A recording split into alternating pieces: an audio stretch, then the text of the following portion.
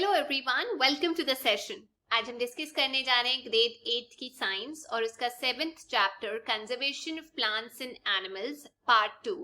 Part 1 के अंदर हम लोगों ने डिफॉरेस्टेशन के बारे में डिटेल में डिस्कशन की थी। फिर हमने बायोस्फीयर रिजर्व्स, नेशनल पार्क और वाइल्ड लाइफ सेंचुरी के बारे में बात करते हुए एंडेमिक स्पीशीज को डिस्कस किया था। आज मैं आप लोगों को बताना चाहती हूँ कि एग्जैक्टली स्पीशीज क्या होते हैं।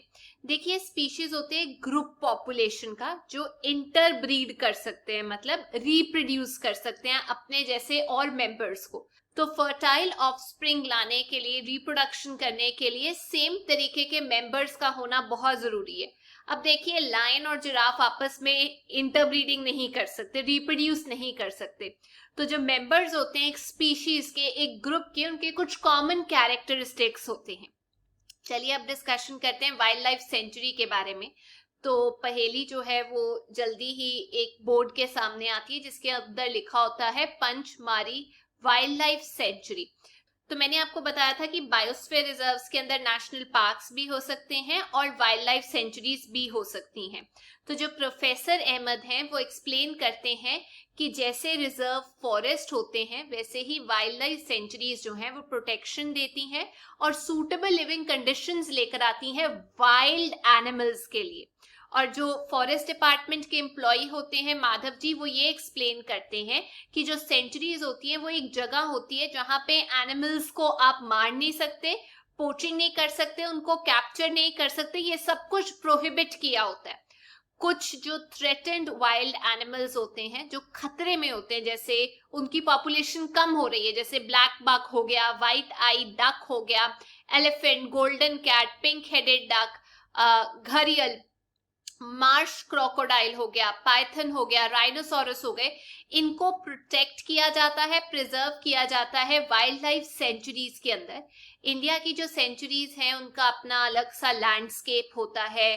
कहीं पे वाइल्ड लाइफ सेंचुरी आपको जंगलों में मिलेगी, कहीं पे फॉरेस्ट माउंटेन्स के अंदर मिलेगी, किसी एरिया में वो वाइल्ड लाइफ सेंचुरी आपको प्लेन एरिया में मिलेगी जो रिवर के पास हो। तो ये एक केस है जिसमें अलग अलग जगह पे हमें वाइल्ड लाइफ सेंचुरीज जो है वो देखने को मिलती है ताकि एनिमल्स उनके नेचुरल हैबिटेट में रह सके।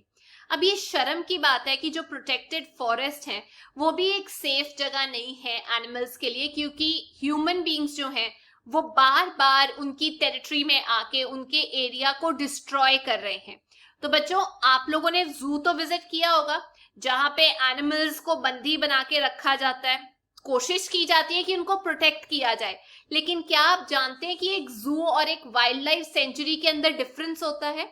हालांकि जू और वाइल्ड लाइफ सेंचुरी दोनों ही वाइल्ड एनिमल्स को कंजर्व करने के लिए बनाई हुई हैं, लेकिन वाइल्ड लाइफ सेंचुरी के अंदर जो एनिमल्स हैं उनको रखा जाता है उनके नेचुरल हैबिटेट के अंदर, जहां पर खाना अवेलेबल होता है नेचुरली। लेकिन अगर हम जू की बात करें तो यहाँ पर आर्टिफिशियल हैबिटेट क्रिएट किया जाता है, एक सेल बना दिया जाता है कि भाई तुम यहाँ पर सुरक्षित हो, और जो खाना है वो नेचुरली हंट नहीं करते, वो बेसिकली उनको प्रोवाइड किया जाता है।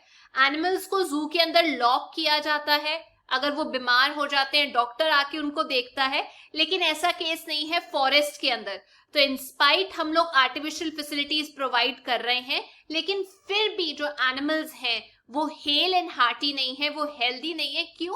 क्योंकि वो नेचुरल हैबिटेट में ज्यादा खुश महसूस करते हैं अपने आप को। यहाँ पर एक और एक्टिविटी दी गई है कि आप एक जू को विजिट करो, ऑब्जर्व करो वहां पे एनिमल्स की कंडीशन कैसी है, क्या वो उनके लिए सूटेबल है, ठीक है वो कंडीशन जू के अंदर, या वो आर्टिफिशियल सेटिंग के अंदर ज्यादा खुश नहीं है। इससे बेहतर कोई ओपिनियन आपके दिमाग में है?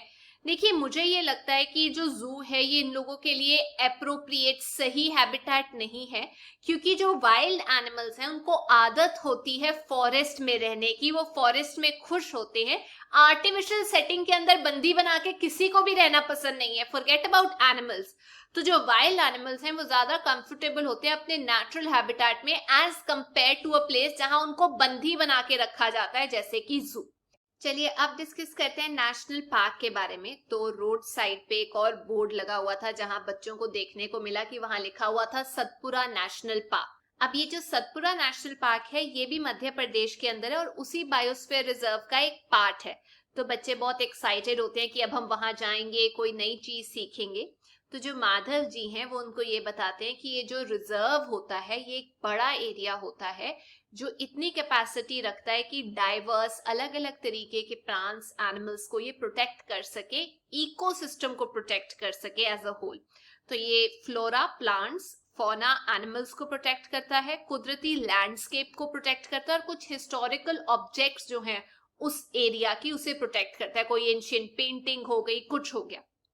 तो सतपुड़ा नेशनल पार्क जो है वो फर्स्ट रिजर्व फॉरेस्ट है, प्रोटेक्टेड एरिया था हमारे इंडिया का जो बना था। जो बेहतरीन क्वालिटी की जो टीक होती है वो इस फॉरेस्ट में आपको मिलती है। अब आप सोचोगे ऐसा क्या ट्रेडिशनल चीजें, हिस्टोरिक चीजें हैं जो ये प्रोटेक्ट करते हैं इस एरिया के अंदर, पार्क के अंदर। तो कुछ रॉक शेल्टर्स हैं। आपको पता होगा पहले प्री हिस्टोरिक पीरियड के अंदर जो ह्यूमन बींग्स हैं वो जंगलों में रहते थे, और जो जंगलों में ह्यूमन बींग्स रहते थे, पी से पुराने, पी से प्रिमिटिव पीपल बोला जाता है, और वो अपने घरों को सजाने के लिए ना रॉक्स के अंदर ही पेंटिंग करते थे जब वहां पर रहते थे। तो इस तरीके की टोटल 55 रॉक शेल्टर्स जो हैं वो आइडेंटिफाई किए गए हैं पंचमढ़ी बायोस्फीयर रिजर्व के अंदर। वहां पे अलग अलग तरीके के एनिमल्स की पेंटिंग बनाई गई है, इंसानों के लड़ने की पेंटिंग बनाई गई है, हंटिंग करते हुए की पेंटिंग है, डांस, म्यूजिकल इंस्ट्रूमेंट्स की पेंटिंग है, जो सब डिपिक्ट किया गया उस टाइम पे क्या होता था। इनफैक्ट कुछ ट्राइबल लोग उस एरिया में अभी भी रहते हैं। तो जैसे जैसे बच्चे अंदर की तरफ को जा रहे थे उनको दिखाई दिया कि यहाँ पर लिखा हुआ है सतपुड़ा टाइगर रिजर्व। तो माधव जी एक्सप्लेन करते हैं कि प्रोजेक्ट टाइगर लॉन्च किया था गवर्नमेंट ने टाइगर्स की पॉपुलेशन को बढ़ाने के लिए, टाइगर्स को प्रोटेक्ट करने के लिए। तो इसका यही मेन ऑब्जेक्टिव था कि वो सरवाइव करें, उनकी मेंटेनेंस हो हमारी कंट्री के अंदर। तो अब ये सवाल आ जाता है कि क्या टाइगर्स अभी भी इन फॉरेस्ट में पाए जाते हैं? जी हाँ, अभी भी वो इन फॉरेस्ट में पाए जाते हैं, पर उनका जो नंबर है वो दिन प्रतिदिन कम होता जा रहा है। टाइगर को आज की डेट में एक एंडेंजर्ड स्पीशीज की कैटेगरी में डाला गया, मतलब वो अभी खतरे के अंदर है। जो इनकी जो पॉपुलेशन है ना, क्योंकि वो कम होती जा रही है, तो ये बोल दिया जाता है कि भाई अब ये खत्म होने वाले। अगर कोई एनिमल एंडेंजर्ड कैटेगरी में आ जाए तो वो एक्सटिंक्ट होने में ज्यादा टाइम नहीं लेता। एक टाइम ऐसा था कि जो अलग अलग एनिमल्स हैं, लायंस हो गए, एलिफेंट हो गया, वाइल्ड बफलो हो गई, बारासिंगा हो गया, वो भी इस national park, Satpura national park के अंदर पाए जाते थे। एनिमल्स का नंबर अब कम होता जा रहा है और वो फेस कर रहे हैं एक्सटिंक्शन की, वो खत्म हो जाएंगे। अब वो जो खत्म होने वाले हैं, हो जाएंगे, उनको हम एंडेंजर, खतरे की कैटेगरी वाले एनिमल्स बोलते हैं। ये याद रखना। तो जो बोजो हैं उनको याद आता है कि वो जो डायनासोर थे वो भी एक्सटिंक्ट हो गए थे, वो भी खत्म हो गए थे, एक टाइम ऐसा आया था। तो सर्वाइवल के लिए एनिमल्स के आज की डेट बहुत डिफिकल्ट टाइम हो गया है। उनको उनका नेचुरल हैबिटेट नहीं मिलता, वो हम डिस्टर्ब कर देते हैं पेड़ काट काट के।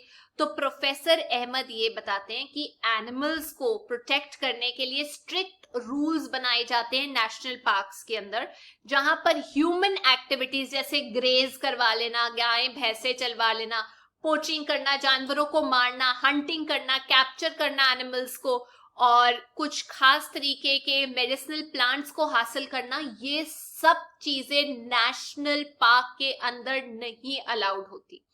तो अब ये बात आ जाती है कि क्या सिर्फ बड़े बड़े जो एनिमल्स हैं वो ही एक्सटिंक्ट हो रहे हैं? नहीं, ऐसा कुछ नहीं है। छोटे एनिमल्स जो हैं उनकी गिनती हम कर ही नहीं सकते।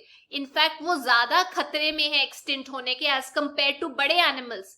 आप ये सोचिए, अगर आप snakes, frogs, lizards, bats, owls को मारते रहेंगे उनकी इंपॉर्टेंस को रियलाइज किए बिना कि यार इकोसिस्टम में वो कितना इंपॉर्टेंट रोल प्ले करते हैं, तो बेसिकली आप उनकी पॉपुलेशन नहीं खत्म कर रहे, आप अपने आप को हार्म कर रहे हो। एक एग्जाम्पल लो कि आपने मान लीजिए गोट को मार दिया, ठीक है। गोट जो है उसको खाया जाता था शेर के द्वारा और गोट खाती थी घास। अब गोट मर गई तो जो टाइगर है उसको खाने को कुछ नहीं मिलेगा, उसकी पॉपुलेशन खत्म, और जो घास है वो इतना ज्यादा इकट्ठा हो जाएगा कि हम उसको कंट्रोल नहीं कर पाएंगे। तो आप समझ रहे हो, एक भी फूड चेन में से एनिमल गायब हो जाता है, पूरी फूड चेन जो है वो अफेक्ट हो जाती है। तो ये जो छोटे एनिमल्स का रोल है, हालांकि वो साइज में छोटे हैं, पर वो छोटा रोल नहीं प्ले करते फूड चेन के अंदर, इकोसिस्टम के अंदर। अब आप सोचोगे इकोसिस्टम क्या है? एक सिस्टम जहां पे लिविंग ऑर्गेनिजम्स रहते हैं, प्लांट्स, एनिमल्स, माइक्रो ऑर्गेनिजम्स उस एरिया में रहते हैं। साथ में उनके कुछ नॉन लिविंग कंपोनेंट्स होते हैं, जैसे क्लाइमेट हो गया, सॉइल हो गया, रिवर डेल्टाज हो गया। तो डेफिनेटली लिविंग और नॉन लिविंग कंपोनेंट मिला के हमारे पास बनता है एक इकोसिस्टम। अब सबके दिमाग में ये थॉट तो आ रहा होगा, भाई क्या हमारे पास रिकॉर्ड है एंडेंजर्ड स्पीशीज का, वो स्पीशीज, वो जानवर जो खतरे में है, वो प्लांट्स जो खतरे में है? जी हाँ, एक डेटा होता है जो इकट्ठा किया जाता है वर्ल्ड लेवल पे, उसको हम बोलते हैं रेड डाटा बुक। वो तैयार की जाती है बाय IUCN, जिसमें रिकॉर्ड रखा जाता है एंडेंजर्ड एनिमल्स का और प्लांट्स का। ये इंटरनेशनल लेवल पे मेंटेन की जाती है, ये बनाई जाती है by IUCN, international union for conservation of nature and natural resources. India अपनी भी रेड डेटा बुक को मेंटेन करता है, जो प्लांट्स और एनिमल्स इंडिया में खतरे में है उनकी लिस्ट बनाई जाती है। अब आप यहाँ पे देख सकते हैं कि जो रेड बुक डेटा के अंदर रेड लिस्ट कैटेगरीज हैं वो कैसे हैं। पहले आपको मिल जाएगा एक्सटिंक्ट, फिर आपको मिल जाएगा एक्सटिंक्ट इन वाइल्ड। एक्सटिंक्ट का मतलब अब तो खत्म ही हो गया, कोई इंडिविजुअल बचा ही नहीं उस प्रजाति का। एक्सटिंक्ट इन वाइल्ड का मतलब कहीं पे आपने उसको बंदी बना के रखा हुआ है, बट वाइल्ड में कुदरती तौर पे आपको नहीं मिलती। फिर 3 कैटेगरीज आ जाती है थ्रेटेंड की, जो खतरे में है। एक हो गया क्रिटिकली एंडेंजर्ड, कि लिटरली कुछ कर लो नहीं तो वो बिल्कुल ही खत्म हो जाएंगी। दूसरी आ गई एंडेंजर्ड, हाई रिस्क है भाई उसका। जो क्रिटिकली एंडेंजर्ड है, अगर उस पर ध्यान नहीं दिया तो डेफिनेटली वो एक्सटेंट हो जाएंगी। अब जो हमारे पास क्रिटिकली एंडेंजर्ड है, उससे पहले कैटेगरी आ जाती है एंडेंजर्ड, हाई रिस्क है उसका कि वो एक्सटेंट हो जाएंगी वाइल्ड के अंदर। वल्नरेबल, इसके अंदर भी हाई रिस्क है कि भाई वो खत्म हो जाएंगी, मतलब डिग्री है। उसके बाद आ जाता है नियर थ्रेटन, की ऑलमोस्ट खतरे में है, क्वालिफाई होने वाली है थ्रेटन कैटेगरी में जाने के लिए। और लास्ट आ जाता है लीस्ट कंसर्न, की मतलब अभी इसकी इनफ पॉपुलेशन है, अभी ज्यादा खतरा नहीं है तो कोई प्रॉब्लम नहीं है। एक और कैटेगरी आती है जिसे हम बोलते हैं डेटा डेफिसिट, मतलब हमारे पास इतनी इंफॉर्मेशन नहीं है कि हम अंदाजा लगा सके उस पर्टिकुलर प्रजाति के बारे में। आप डिस्कस करते हैं माइग्रेशन के बारे में, तो आपने देखा होगा अलग अलग तरीके के जो बर्ड्स हैं वो आपके एरिया में आके रुकती हैं। वो ऐसा क्यों रुकती हैं? क्योंकि जो बर्ड्स हैं वो ट्रेवल करती हैं, एक एरिया से दूसरे एरिया तक ट्रेवल करती हैं, उनको हम माइग्रेटरी बर्ड्स बोलते हैं। वो एक पर्टिकुलर मौसम में एक एरिया में नहीं रह सकती, तो क्लाइमेट जब वहां का चेंज हो जाता है तो अंडे देने के लिए वो उस मौसम में आ जाती है जहां पे वो कंफर्टेबल फील करती हैं। ज्यादा कोल्ड एरिया उनको इनहॉस्पिटेबल लगता है, बेहतरीन नहीं लगता, तो इसीलिए वो लंबा डिस्टेंस कवर कर आती हैं हैबिटेबल कंडीशंस में रहने के लिए। वो अक्रॉस द कॉन्टिनेंट भी हो सकता है, अक्रॉस द रिवर भी हो सकता है, कैसे भी हो सकता है, उसे हम माइग्रेटरी बर्ड्स बोलते हैं। अब आप ये सोचो, अगर हमारे पास लकड़ी रहे ही ना, तो क्या हमारे पास ऑल्टरनेटिव है लकड़ी का? मतलब और कोई प्रोडक्ट्स हैं जो हम बना सकते हैं? देखिए, अगर एक ऐसा टाइम आ जाता है कि लकड़ी नहीं रहती, तो आप ये सोचो पेपर कहाँ से आएगा, फ्रूट कहाँ से आएगा, आपकी मेडिसिन कहाँ से आएगी? डेफिनेटली बहुत जरूरी है कि आप वुड सेव करो, पेपर को सेव करो। हम उसके बारे में पढ़ेंगे कि कितना जरूरी है। तो लकड़ी रहे ना रहे, उससे मिलने वाली चीजें भी नहीं रहेंगी, क्योंकि बेसिकली प्लांट्स नहीं रहेंगे। तो इसीलिए अब हम नेक्स्ट टॉपिक डिस्कस करने वाले हैं, रीसाइक्लिंग ऑफ पेपर। आपको पता है पूरे 17 बड़े पेड़ चाहिए होते हैं अगर आपने 1 टन पेपर निकालना है। तो बेहतर ये नहीं है कि आप एक शीट निकालो, बनाओ कुछ, उसको फाड़ के रख दो। एक पेपर को आप 5 से 7 बार रिसाइकल कर सकते हो। आजकल कितना इंटरनेट पे चल रहा है, पेपर को फाड़ के भिगो के रखो, उसके बाद उसको इकट्ठा करके छन्नी पे रखो, पानी निकालो, उसके बाद उसको सुखाओ, वो आप यूज कर सकते हो। मतलब 5 से 7 बार आप इसे कर सकते हो। तो अगर आप पेड़ों को बचाओगे तभी हमारा फ्यूचर बेहतर है, अदरवाइज हमारा जो फ्यूचर है वो परमानेंट खतरे में है। ना सिर्फ पेड़, बल्कि हमें एनर्जी भी सेव करनी चाहिए, पानी भी सेव करना चाहिए, क्योंकि पेपर की मैन्युफैक्चरिंग में ये सब कुछ इन्वॉल्व होता है। प्लस उसके अंदर ना पेपर बनाते वक्त बहुत सारे केमिकल्स यूज किए जाते हैं हार्मफुल, तो वो भी खतरनाक होते हैं, एनवायरनमेंट को तो डैमेज पहुंचाएंगे ही। तो क्या कोई परमानेंट सोल्यूशन है ये डिफॉरेस्टेशन की प्रॉब्लम को डील करने के लिए? जी हाँ, परमानेंट सोल्यूशन ये है कि पेड़ काट रहे हो दोबारा लगा दो, रिफॉरेस्टेशन कर दो, रीस्टॉक कर दो। जैसे घर में कोई चीज खत्म हो जाती है तो आप और ले आते हो ना, नहीं ले आते हो, तो क्यों ना रिफॉरेस्टेशन की जाए। प्रोफेसर ने भी यही समझाया कि भाई जैसे आप रीस्टॉकिंग करते हो अपने सामान की, वैसे ही रीफॉरेस्टेशन का मतलब होता है रीस्टॉकिंग करना डिस्ट्रॉयड फॉरेस्ट को, जहां पर आप नए प्लांट्स लगाते हो, नए ट्रीज लगाते हो। अब ये जो ट्रीज लगाए जाते हैं ये उसी प्रजाति के पेड़ होते हैं जिनको आपने बेसिकली काटा था या जो उस फॉरेस्ट में उगते हैं। एटलीस्ट अगर एक पेड़ काटते हो तो एक लगा भी दो। रीफॉरेस्टेशन कुदरत अपने आप भी करता है, अपने बीज गिरा के पेड़ उग जाते हैं, लेकिन हमारा जो रेट है पेड़ काटने का वो नेचर के हील करने के रेट से भी बहुत ज्यादा है। तो इसीलिए हमें अपनी फ्यूचर जनरेशन को पेड़ अगर देने हैं तो एक बेस्ट ऑप्शन यही है कि हम रीफॉरेस्टेशन करें, उस प्रजाति के, उस स्पीशीज के पेड़ जो उस फॉरेस्ट में पाए जाते हैं वो वहां पे उगाए जाएं। प्रोफेसर अहमद भी बताते हैं कि जो हमारी सरकार है, गवर्नमेंट है इंडिया की, उन्होंने भी एफर्ट्स लिए हैं फॉरेस्ट को कंजर्व करने के लिए, जैसे कि फॉरेस्ट कंजर्वेशन एक्ट निकाला था 1980 के अंदर। एम ये था कि हम प्रिजर्व करें, कंजर्व करें नेचुरल फॉरेस्ट को, और फॉरेस्ट के आसपास रहने वाले लोगों की नीड्स जो है उन फॉरेस्ट से पूरी हो सके, क्योंकि वो उन्हीं पे निर्भर करते हैं। अब अंधेरा बहुत ज्यादा हो गया था तो टीचर ने बोला कि चलो सनसेट होने से पहले पहले घर की तरफ को निकल जाते हैं, क्योंकि वाइल्ड एनिमल्स का कुछ पता नहीं है और हम ऐसे ही इलाके में घूम रहे हैं। अब एक क्वेश्चन आपके दिमाग में होगा कि एफॉरेस्टेशन और रीफॉरेस्टेशन में क्या फर्क है। देखिए, एफॉरेस्टेशन वहां पे की जाती है जहां पर बेसिकली पहले एरिया जो था वो बैरन था, बिल्कुल सूखा था, वहां प्लांट्स नहीं थे। तो कार्बन डाइऑक्साइड जितनी भी इन्वायरमेंट में है उसको कंट्रोल करने के लिए, इन्वायरमेंट में बैलेंस मेंटेन करने के लिए एफॉरेस्टेशन की जाती है। लेकिन अगर हम रीफॉरेस्टेशन की बात करें तो री वहां पे होता है जहां पर पहले पेड़ थे, आपने उस एरिया पे पेड़ काट काट के वहां पे बिल्कुल ग्रीनरी खत्म कर दी है, तो इसीलिए वहां रीफॉरेस्टेशन की जरूरत होती है। अब आप लोगों को मैं कुछ फैक्ट्स बताने वाली हूँ। पहला फैक्ट ये है कि इंडिया में वर्ल्ड के ऑलमोस्ट आधे से ज्यादा टाइगर्स मौजूद हैं। 65% ऑफ एशियन एलिफेंट्स मौजूद है, 85% ऑफ वन हॉर्न्ड राइनो मौजूद है और 100% एशियन लायंस मौजूद है। इंडिया जो है वो 6 नंबर में आता है on the list of 12 mega biodiversity countries in the world. India के अंदर 34 बायोडाइवर्सिटी हॉटस्पॉट्स है, जैसे ईस्टर्न घाट्स हो गया, वेस्टर्न घाट्स हो गया। रिच बायोडाइवर्सिटी इसलिए बोला क्योंकि यहाँ पर बहुत ज्यादा वैरायटी आपको प्लांट्स और एनिमल्स की मिल जाएगी। अगला फैक्ट, एक बहुत इंपॉर्टेंट फैक्टर है जो थ्रेटन करता है, खतरे में डालता है वाइल्ड लाइफ को, वो है आप उनके इन्वायरमेंट को जब खत्म कर रहे हो तो वो खतरे में डालता है वाइल्ड लाइफ को, उनकी पॉपुलेशन को। अगली चीज, इंडिया के अंदर 172 वैरायटी है, स्पीशीज है एनिमल्स की, जिनको कंसिडर किया जाता है ग्लोबली थ्रेटन्ड, खतरे में है। आप ये कह सकते हैं 2.9% of the total threatened species, खतरे में जो स्पीशीज है वो इंडिया में है।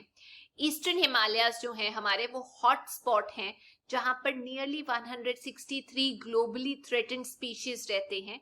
वहां पर अलग तरीके के प्लांट्स और एनिमल्स आपको मिल जाएंगे जो खतरे में हैं। याद रखना, ईस्टर्न हिमालयाज के अंदर।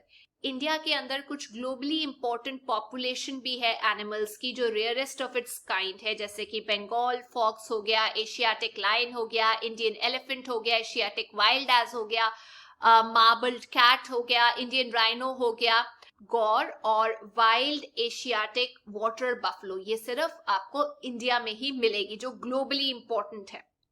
तो ये थी आज की क्लास। आई होप आप लोगों को ये चैप्टर समझ में आ गया है। अब हम नेक्स्ट क्लास में मिलेंगे, पर अगर आपको ये वीडियो अच्छी लगी please make sure you like, share and subscribe. I see you soon, till then take care, bye bye.